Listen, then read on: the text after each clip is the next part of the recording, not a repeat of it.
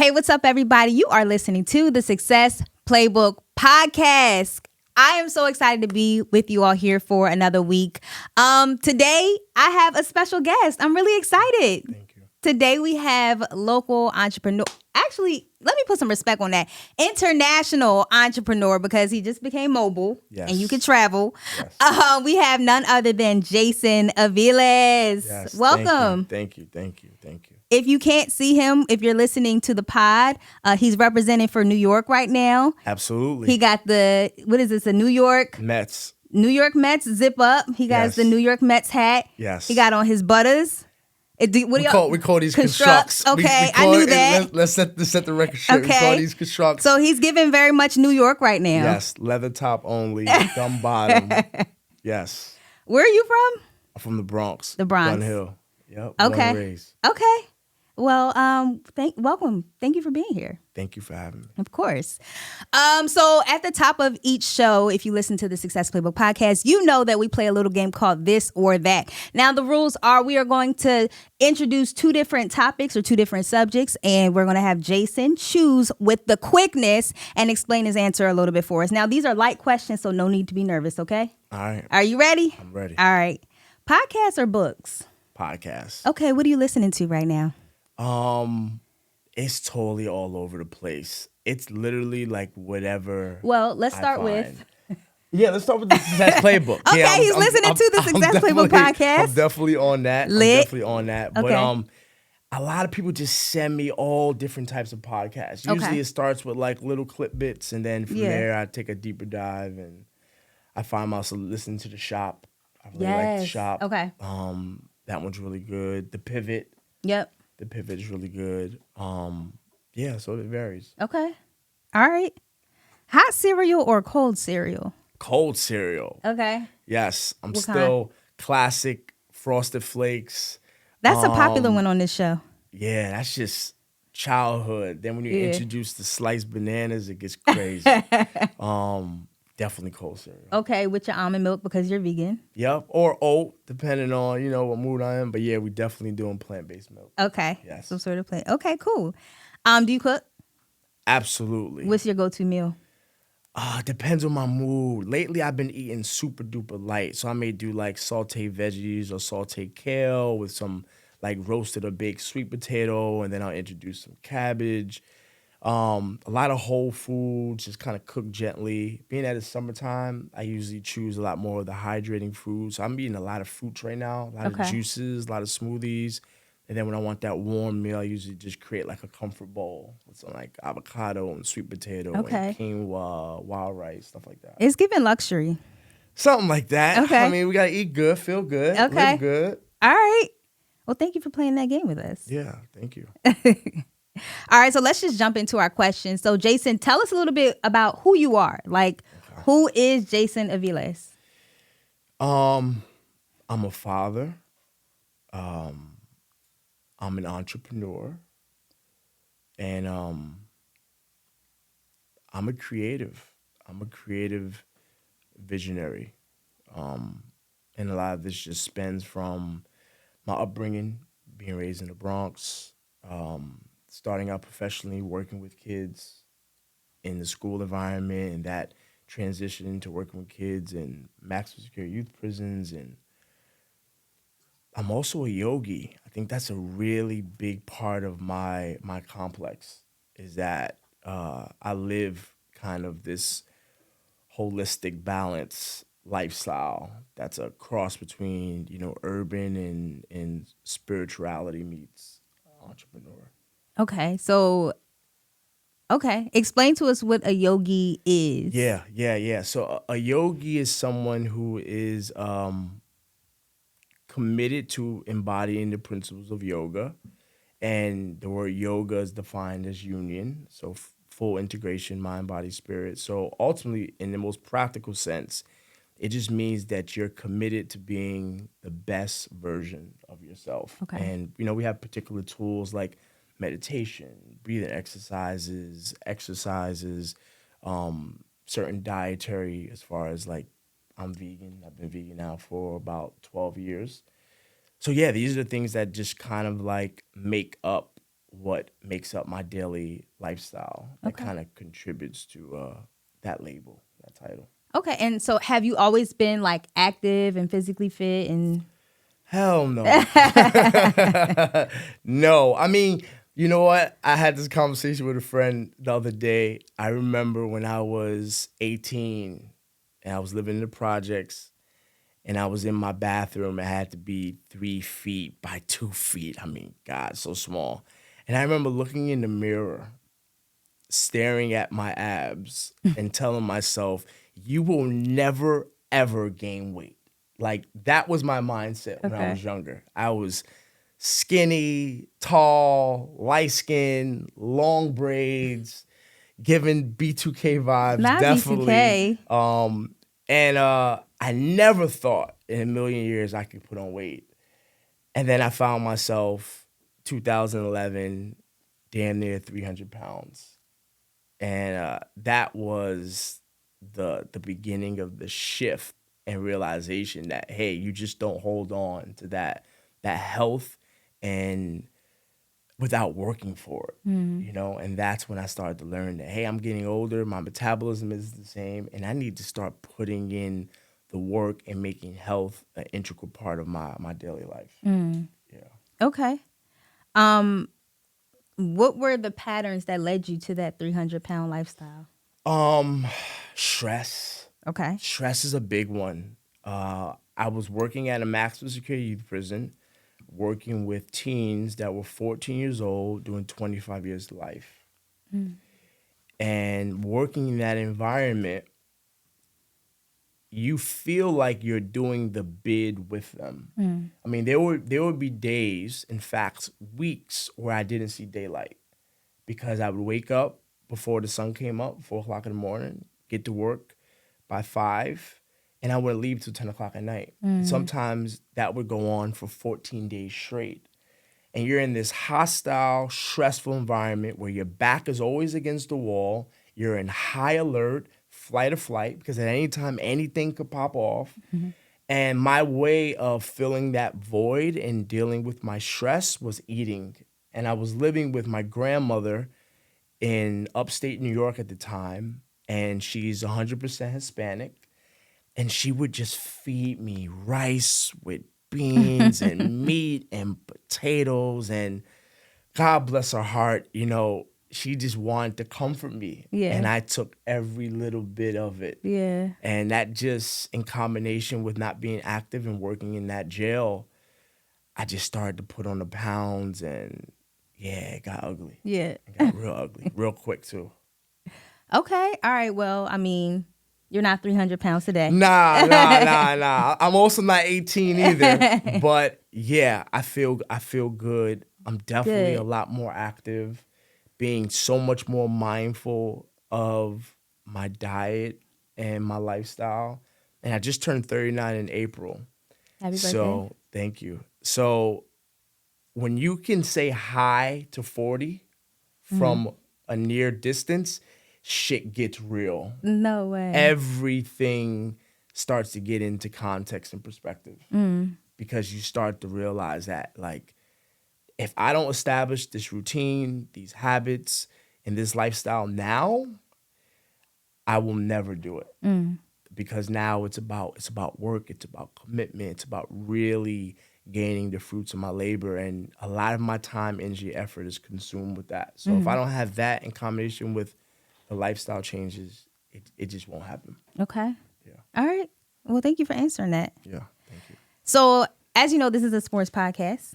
Yes, I do know that. And I love telling stories of success in spite of failure and career navigation, entrepreneurship through the lens of sport. So let's dig a little bit into your sports background. Yes. First of all, do you consider yoga a sport? No. See, Okay. I think yoga in the Western world has been received as almost a sport.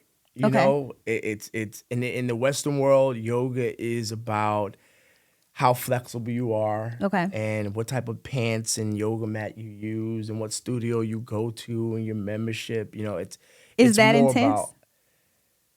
It's intense. It can be intense. Okay. It can be intense. But the way that I was taught, because I was taught by a Swami, which is someone whose family lineage has chosen him to kind of embark on the yoga philosophy and lifestyle. He taught me from a completely different perspective. Okay. You know, he taught me that it was more about understanding and developing who you are Okay. versus what you do on the mat.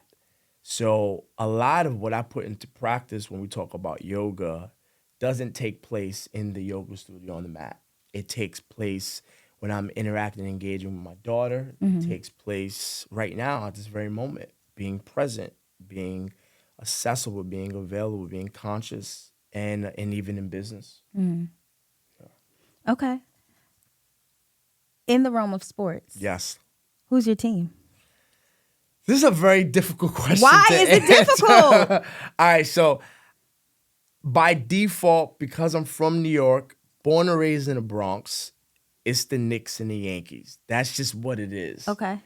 I've never, beyond having a sports team because of where I'm from, really dived into like picking or choosing a team or like aligning myself to a player.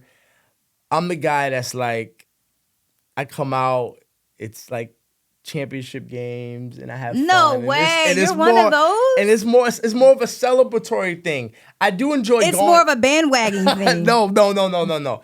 I do enjoy going to games. Like I Okay. enjoy the culture of the Yeah, sport. the live and events. I enjoy that. We appreciate that. But I don't ever like align myself to a team that's in the championships or a player. I just stay neutral. I stay neutral. Wow. and It's given he can't pick a side. yeah, I can't. I'm picking New York. Okay. Like if you ask me basketball, I'm picking the Knicks. I may not know who's on the team. Okay. But if I'm gonna wear the constructs and the Yankee fitted, then everything gotta line up. All right. So all New York teams. Yes. Okay, Yeah, that's by fair. default. We'll Yeah. give that to you. Thank you. So Jason, walk us through some of your career highlights and like all that you do. Because we know you have the restaurant in downtown Wilmington. We know you have Flyogi. So tell us a little bit more about that. Yeah. So when I graduated, the consciousness-based education university I went to in Iowa in 2014, I came back, took all that yoga knowledge, and turned it into a yoga company called Flyogi. And the word fly yogi is a combination of the word fly and yogi. For me, coming from New York, being fly, being aesthetically tasteful is important. It's essential. Otherwise, your ass will get roasted. Like, you can't survive high school like without being fly. But for me, as I got older, fly for me means to be comfortable and confident in your unique self-expression. And then the word yogi means to be committed to the lifestyle of yoga, being the best version of yourself. So when you take those two and you combine them, you have fly yogi. And for me, that's what I try to embody. So I developed this company. We tried to start a local yoga studio, and it didn't work. It failed. It was the wrong time. It was the wrong place. And we pivoted.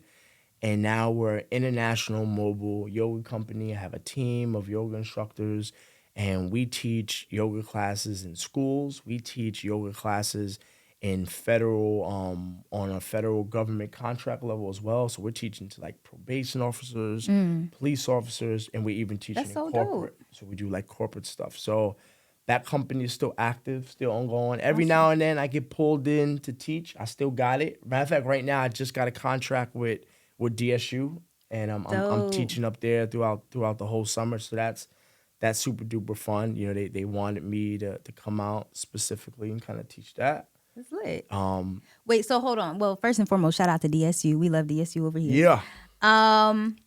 Tell me about, so what does it mean to go mobile with your studio? Yeah, so what it means is that like I bring yoga to already existing spaces. Okay. So let's say if you're a corporation like Chase and you're like, hey, we want to introduce lunchtime yoga, right? To increase morale and just give our employees a break from the screen. We go to your already established space, we bring the yoga mats, we bring the yoga blocks, we bring the instructor, and for your particular group, we'll facilitate that session. Okay. So mobile means is that I can go anywhere you are. And I mean, I've been everywhere. I've taught yoga on a construction site. What? on gravel, stand up only. Like that's how we get down. So wherever you are, wherever your group or your client base is that you feel like could benefit from this wellness practice, we will go.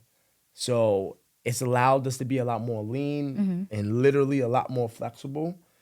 And it works. I get to travel and do this impactful work at the same time. I love that. So your online website, and they Yep. just go through the website and they book you? Yep, flyyogi.co. You go there, fill out the contact sheet. I'll reach out to you personally, figure out what your needs are, and then trying to come up with an agreement where we can kind of, meet your needs. Lit. Yeah. I love your brand because it's like, I do yoga, but I'm still that guy. Yeah, you can say that. I wouldn't say that because they'll probably always boast themselves. But yeah, I designed the brand to be approachable. Okay. And this is super important, right? Because even though I've grown so much and I've developed these businesses and I've kind of acquired this knowledge and this information, right? It's like I still am who I am. Like I still am that Black and Hispanic man from the Bronx. Yeah.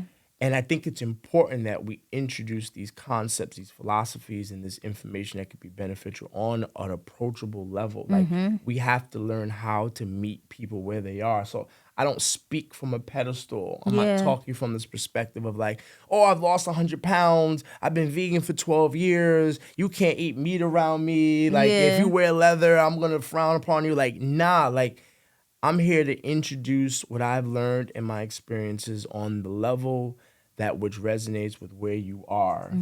And that's our approach. That's the Fly Yogi philosophy. And it works because it allows me to build bridges. And that's what our work is about. It's about closing that gap, making people informed so they can make wiser choices from the place that they are so they can get to where they want to be. And there's so much room for that type of work. Yes, absolutely. Yeah. Okay, so you told us about the studio. Yeah. Tell us about the restaurant. Yeah, so we got a fast casual, award-winning vegan restaurant right here in downtown Wilmington, Delaware, Green Box Kitchen. That restaurant came from a nonprofit that we launched called Wilmington Green Box. It's a workforce development nonprofit. We train, educate, and employ at-risk teams from local community while going into neighborhoods classified as food deserts and introducing approachable, healthy food. So we did that for like 4 years on the ground. And what we realized from experience was that in this particular area, there was little to no access to healthy food. I mean, like smoothies and cold pressed juices did not exist. No, it didn't. We would go into barbershops and salons selling cold pressed juice, and we would meet grown men that would argue with us, telling us that carrots could not make juice. What? Like, I swear to God, like, I would bring my juicer with carrots into the barbershop, and they would watch me juice the carrots and be like, holy shoot, there is juice in that carrot. And what that did for me was like, damn, this is where we at. Like, this is, and at once upon a time I was there. I had no idea. I was oblivious. So it was like, okay, we had to do the groundwork. We had to educate people. We had to inform people. We had to offer products that kind of met them where they are, that were relatable. So we started with like cold pressed watermelon juice and lemonades, of course, a lot more healthier, a lot more natural. And we did that for about 4 to 5 years. And it was only after we did that that the people were like, okay, we get it. We got it. We want more. And then in 2019, we built the restaurant. Lit. Yeah. That's amazing. And both are still active. So the restaurant's still active. Yeah. The nonprofit's still active. We're getting ready to onboard teens in the next couple of weeks. We got some land in North Wilmington, so we're starting to grow our own food. We have some outdoor green space, so we're going to start doing like event programming. That's awesome. So it's a lot of work. It is. Okay, so all right, Fly Yogi, the nonprofit, the restaurant. Yes. Artist Ave? Artist Ave, we actually pivoted that. Okay. And we offered the space to a local entrepreneur who's now using the space as an art gallery. So still continuing the same work, but without the Artist Ave brand. You know, she kind of took it over and she gave her own spin to it, and now she's activated that space. She turned it into her own thing. Okay. And that was a very humbling moment to understand like our place and what we want to focus on. Because I think at first, as an entrepreneur, you think you could do everything. Yes. And you try to do everything. Yeah. Until your ass get burnt out. Yeah. And then you have to pick and choose and be selective about what you want to channel your energy, your time, and your focus towards. And for us, it was like, damn, this thing could be beneficial, but you know what? It doesn't have to happen through us. Let's bring someone in who's just as passionate in this area and just allow them to completely just take over. And that learning lesson I'm still applying to this very day. So for those who don't know, tell us a little bit. So what was Artist Ave before So the pivot? Artist Ave was this artist creative incubator space. So we took a commercial and residential property and we totally gutted and renovated 2 loft apartments, and we turned those into like affordable housing for people from local community. So artists, entrepreneurs, creatives. And then the first floor was an artist gallery. And we use it as also like an incubator space. So let's say you were like an entrepreneur just starting out and you just needed a space, a physical brick and mortar space to house your products, whether that be stuff that you make, like earrings, or let's say you do like body butters, or let's say you do like physical art, like paintings. You could use this space, and you were also simultaneously coexisting with other artists and creatives in the same space. So you all benefit from that cross-pollination. And we just came up with that concept like out of thin air. Yeah, before it was lit, because ultimately it was a co-working space, right? Yes. So, but now you have all these, like, you see all these co-working spaces and stuff, but Yes. y'all did it before it was like a big thing. And this is very important to say, we did it for us, Yep. by us. It was what, Yes. like 3 Black men? Yes, with the culture. Yeah.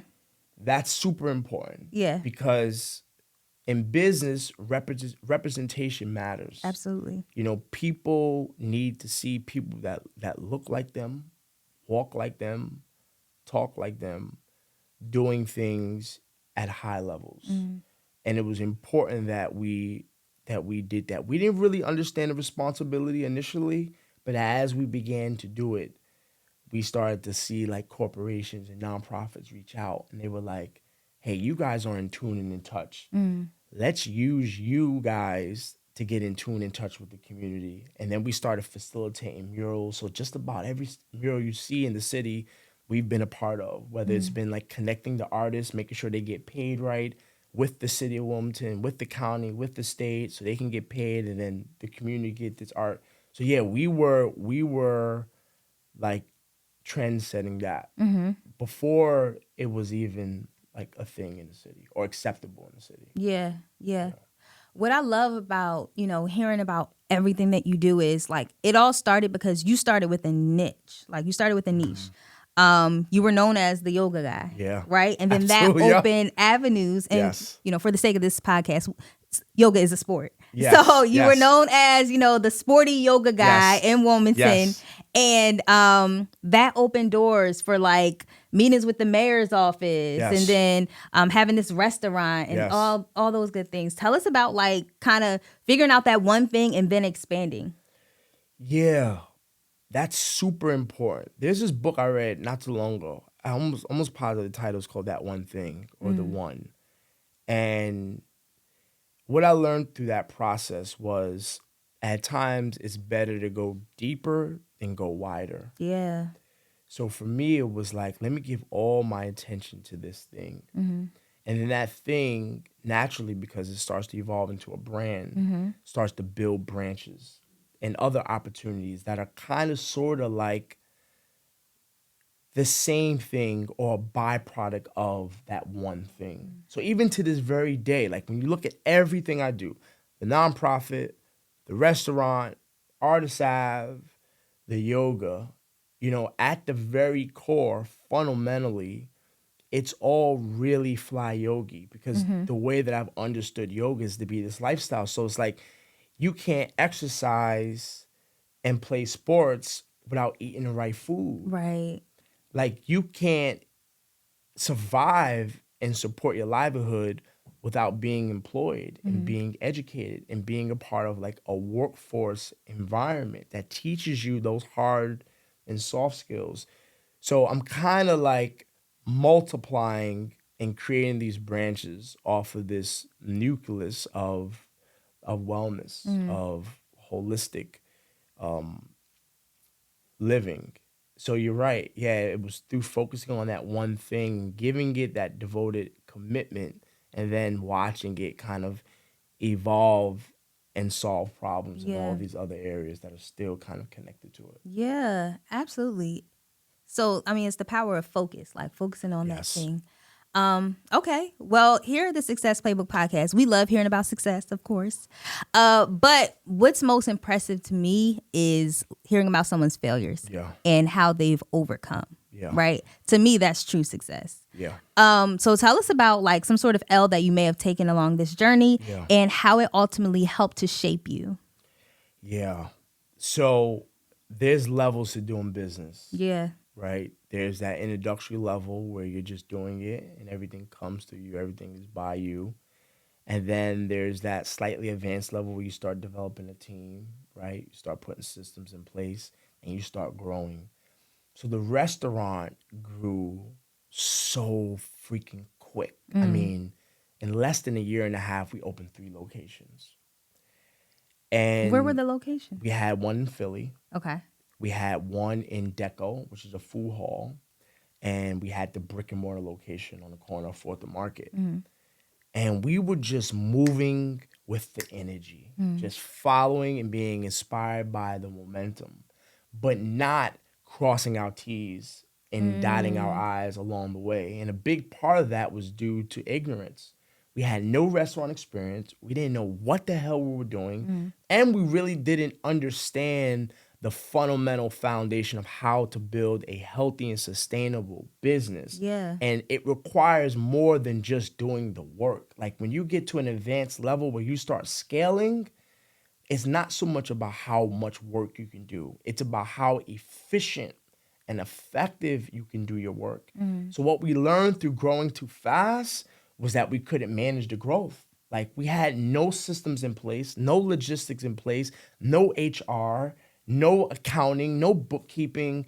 We had nothing that could allow the businesses to be standardized and systematized. Wow. So when we decided to pivot and work on the business, the people working in the business could successfully do that for us.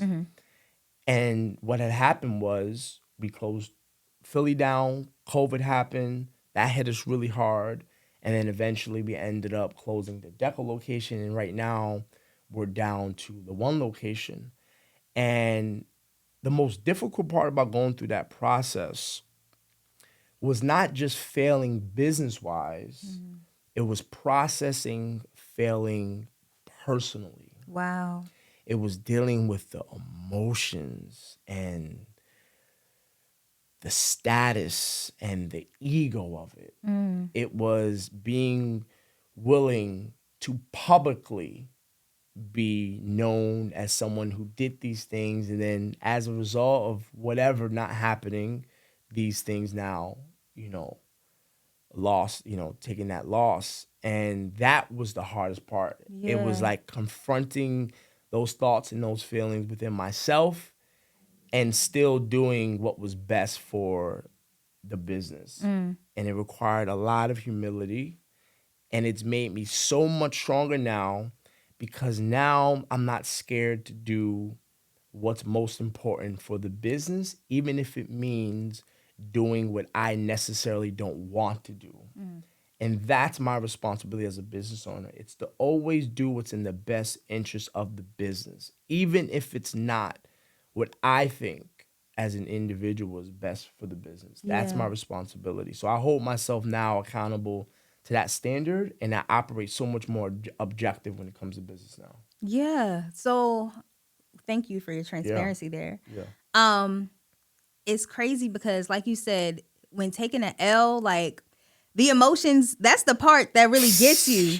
Like, it's the embarrassment of it. That's the word. You gotta sit here and post about we're closing the Philadelphia location. Yes. So it's like, but here's the thing. Here's the caveat. I have a personal theory where I believe that people who are highly ambitious, we are more prone to public failures. Because we're the ones that's constantly raising our hands. Right. We're the ones that's constantly put me in the game, coach, put me in the game. So we're more prone to fouls. We're more prone to like getting hurt. We're more prone to being exposed. But the people on the sideline, they chilling. They don't gotta take L's because they're on the sideline. They're playing it safe. Exactly. They're playing it safe. So although, it's public embarrassment. Sure, I have a typo in my book, but maybe you can show me your book on Amazon with X amount of reviews, and maybe I can learn from you. Yeah. Sure, I had to close my restaurant, but maybe you can show me the template. If you've opened, you didn't open a restaurant. You don't have a book on Amazon. Okay, I advise you to not comment on what's going on over here. Yes, and in the midst of going through that, you're not thinking and processing through that filter. Right? Because your whole world is consumed by the embarrassment. So you're not logically, rationally thinking the way you're thinking. Because when you do, right? Even when it comes to social media, it's like there's a very small percentage of people who are actually doing the work. Exactly. And everybody else is commenting. Exactly. Everybody else is liking. Yes. Everyone else has an opinion, right? Like you know this when you're on social media and you're an influencer or a creative or an artist or a business owner. You can start to kind of feel that underlying pressure of trying to live up to the standards that other people project on you that aren't even in your world. They aren't even doing anything. That's why they have all the time and the energy to comment. Right. And to say what they want to say. But when you're going through it, you think that the whole world is on your level or has been where you are. Right. And you know what got me through it? It was talking to people who actually had been through it. Yes. And they were like, that's normal. Yeah. Congratulations. Right. You just made a mistake that needed to happen now before you got too big. So you don't make that mistake when you're too big and the consequences are multiplied. Yes. So, and this is the other part of it, because not a lot of people will publicly fail. There's a lot of people who will fail in the closet all by themselves and keep it to themselves. As soon as I failed publicly, everybody who was failing in the closet came out was like, wow, damn, you know what? I'm about to close. We about to shut down. Shit, COVID is really catching up with us. Like, we can't do this. Like, seeing you go through it gave me the permission to allow myself to now approach this with grace and certainty and confidence to go through it. You became that example. Yes. And that's what we are. The people who bust through the glass first and get all beat up and cut up are the people who serve as an example to give other people the permission to unapologetically go through their life process and journey themselves with confidence and with reassurance and with self-acceptance. Love it. That is what we do aside from just doing the thing that we do in our business. Yes. Without even knowing it. And when you're conscious aware of that, you give yourself the compassion to go through failures as they come, because they're never going to stop coming. If you're not failing, you're not learning. Exactly. If you're not failing, you're not growing. If you're not failing, you're playing it too safe and you're on the playing sideline. a small game. Exactly. Yeah. I love it. Yeah. That was like so many sound bites in one. Yeah. It's real. Yeah. When you actually go through it, you have a relationship with the nuances of it. Like, I had family members like, Jason, are you okay? Like, we hearing, like, the restaurant closed, like, you all right? And I'm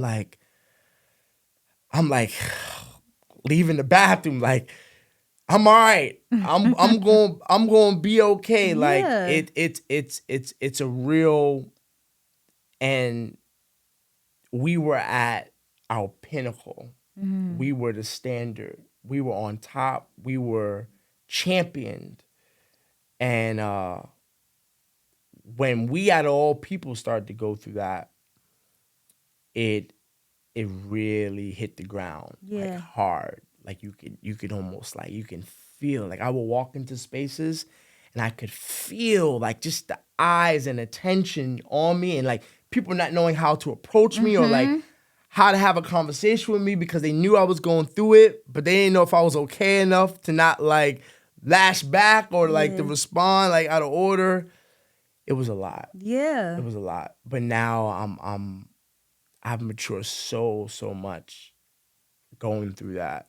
And I'm a lot more wiser. Now So because what I'm hearing is that you've really embraced the art of taking L's. Yeah. Like I have this book called The Art of Taking L's, and Yes, I know, yeah. no, thanks. Yes. And it's all about your perception of the L. It's all about how you navigate and interpret the L. Yes. So although yes, it was embarrassing, but you also embrace the fact that hey, like I'm an inspiration for other people to take ownership of their L's.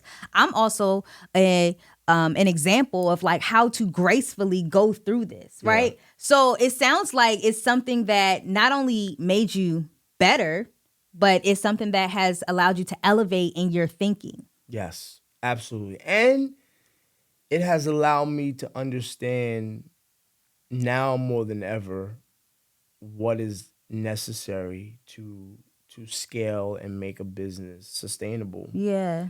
And I think there's so much wrapped up in why we make the mistakes, or at least why I make these mistakes. Like, I come from a world where you don't have much.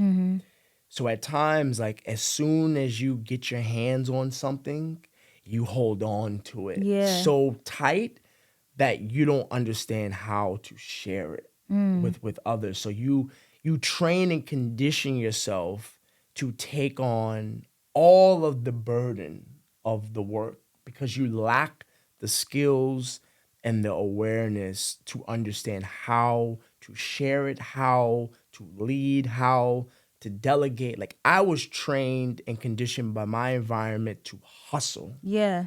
Period. Like I'm a hustler. That was at my core what I was. I didn't have the intellect nor the business understanding and awareness. I just knew if I put one foot in front of the other long enough, I would make it. And that's how I got by life. But when you start to scale in business, there's a level of sophistication that's necessary in order to tap into that new level. And that's what they don't teach us. In most cases, they teach us how to get there, Right. but not how to grow from there. So now I was in a completely different environment, all by myself, and I realized that I couldn't get myself out of this situation. That required me to lean and learn from other people. Yes. Which was also another part of that process of just going deeper within my humility and putting my pride and my ego to the side. And that's what I'm learning now about business. Successful businesses never happen by solely one person. Yeah. Ever. In fact, that one person, even if they're the creator, they're the CEO, they're the person, the owner, in most cases, they are where they are because they developed a team of people who are smarter than them in the areas that they're weak in. And that's what's required in order to actually be able to lead people. It's understanding your strengths and your weaknesses, doubling down on your strengths, finding people who are strong in the areas that you're weak in, and formulating a team that's supported by infrastructure in order to successfully and sustainably scale. Yeah. That's the sophistication of that next level of doing business that I was completely oblivious to. No one taught me that. Everyone taught me how to get to that point, but no one told me how to go to that next level from there. And I had to learn that through trial and error. I love it. So it sounds like, okay, you had to go through it through number one, going through the fire. Yes. Going through the L, taking it. Yes. But also leaning on your tribe, having a team of mentors. Yes.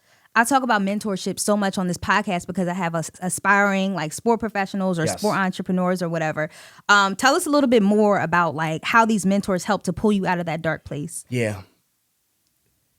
And at times, the mentors that you need will require you to be uncomfortable. Because at times you have to leave the world that you're in and go into a new world to meet people that maybe don't look like you, don't talk like you, don't come from where you're from, but they have that thing that you need to get to that next level. Yep. If there was one piece of advice I could give anyone that could save them years and money, it would be this. If you're looking to start out a business, one of the first things you should do is find someone who is exactly where you want to be and learn from them. Right. Don't come to the conversation with answers. Come to the conversation with questions because that be the other part. It's like you got mentees seeking out mentorship, and then when the mentor is giving them advice, they think their own advice is more valid than the person who's actually doing it. And Speak it's like, on it. Nah, like humble yourself. Yes. Grasshopper. Like you're just getting started. I've been in this game. Yeah. Let me give you the blueprint. And it's really an ego thing. It's that, like, that's what took me time to work through. It was the whole, like, I don't have nor understand value of self. And because as a man, I'm insecure, I'm trying to make up for that insecurity through over applying myself. And then when I learned to really develop security as a man within myself, because that's an inside job, and I was like, you know what? I'm just really great at what I'm great at. And these other things, I'm just not good at. Now let me humbly approach someone who's better than me in these areas and just learn. That's when mentorship worked. Because for a lot of people, they may be listening to this and saying, mentorship hasn't worked for me. Well, maybe it's not mentorship. It's how you're approaching it and whether you've created space within to actually learn and be teachable. Yes. Because you got to be coachable. Like, if you're not coachable, you're not going to refine what you've already developed and make it better. So there's some pre kind of like conditioning that's required before you reach out to that person. Because now, being that I'm seasoned and I have experience and I mentor, a mentor is going to want to know that you're ready to be mentored. And if he or she senses that you're not ready, they're not going to waste their time. Because their time is so valuable. Yeah. Because they're working at a high level now. So, yeah, there's some stuff that you got to do as an individual, as a mentee. But when you do that, mentorship could literally save you years of going through what I went through. Absolutely. I love what you mentioned too about coachability, because that's so key. Yes. Like, I have a lot of potential mentors that like reach out to me, and I always have this like maybe first 15-minute discussion where I'm just kind of getting to know them. I'm trying to see if they have all the answers, like you said. I'm trying to see if they're coachable. I'm trying to see how hungry they are. And if they don't meet that criteria, then it's not much I can do for them. So yes, 100% to everything you just said. You can't pour into a cup that's already full. Yes. Right? And you can't pour into a cup with a hole in the bottom. Like, you have to pour into a cup that's ready to be poured into. Like, you have to be ready to be poured into. Otherwise, it will not work. Yep. And you may be projecting it not working on all the other people, places, and things around you. Really not confronting self and dealing with self. So that's essential. Like, that's absolutely fundamental, that you groom and condition yourself appropriately, so that way you can actually absorb and extract the value out of the relationship, out of the experience, out of the opportunity. Otherwise, you may be blaming the opportunity and it's really just you. Wow. Bars. Hashtag bars. Yeah. If you can't tell, this shit is real. Yes. This is really like, this is really what it is. Yeah. Yeah. And it's all through taking L's and learning. Yes. And having it's those mentors. all through being in the game, Yes. like you at some point you got to make your mind up. It's like it's either you're going to put your jersey on, Yeah. lace up your kicks and jump in or not. That whole in between, one foot in, one foot out shit will destroy you. Yeah. That confusion, that lack of commitment, that lack of Yes. dedication will cause you to be all over the place. And you're only going to experience incremental growth with a lot of suffering. So it's like you just got to make your mind up. And that's why I now have a total different level of respect for people who don't choose entrepreneurship, for people who don't choose being a parent and having kids, for people who don't choose to be an elite playing athlete, because there's so much that comes with this shit. It's as soon as you wake up and it's right before you go to sleep. It's never ending. So when you make that choice, like make up your mind about it and commit yourself to it. Because if you don't, it will literally strip you away of everything you have, of everything that you consider to be valuable. It will expose your vulnerability. It will expose your pain points. And if you're not ready, if you're not committed, if you're not 2 feet in, 10 toes down, you're going to fold.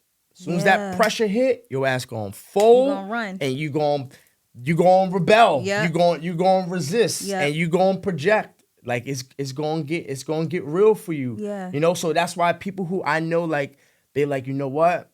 This is my type of lifestyle. I don't want that extra stress. I don't want that extra responsibility. I just want to own my position on a team.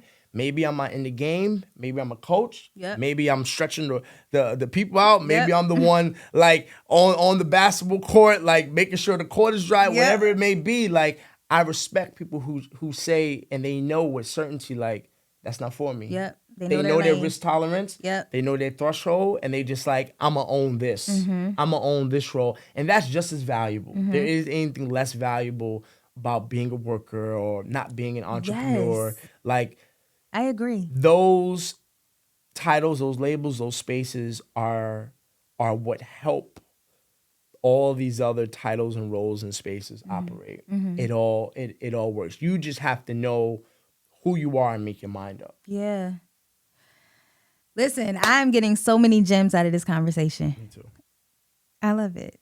Yeah. So how can we support you, Jason? Yeah, I'm still learning how to receive. Okay. So support just looks like, hey, if you're in the local Delaware area, come out to Green Box Kitchen. Like, we're award winning. We have really good food. Like, I'm not just saying that. Like, the food is absolutely great. It is. I've had it. If you're looking for mindfulness, yoga, wellness instruction, reach out to us. Fly Yogi, FLY is one Y, OGI.co. We'll meet your needs in that space. Social media, it's Fly Yogi, FLYOGI. It's Green Box Kitchen, one word, Green Box Kitchen, and the nonprofit is Wilmington Green Box. So I guess from there, like, as you begin to kind of see our work and see what we're doing, you can either like just show up and patronize and support, or if there's ways that we can partner, we can collaborate, we can work together, then, you know, just reach out to me through any one of those social media sites, and then I'll take it from there. Awesome. And your personal Instagram is that Bronx Yogi? Yep, the Okay. Bronx Yogi. So the THE Bronx BRONX Yogi YOGI. Awesome. Well, it's been a pleasure having you here, Yes. Jason. No, thank you so much. Of course. Thank you for this opportunity to share and to be real with people, because people need the real deal. Yeah. Like, they just need to really understand and know, like, what this world is about. Because I had no idea. And I wish I had someone that was approachable and that could create a safe space for me to really just help impart that wisdom on me and just like hold my hand and walk me through it. But, you know, now I'm here. Love it.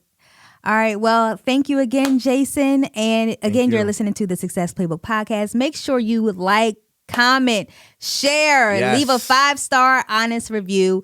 Love y'all. See you next week. Peace.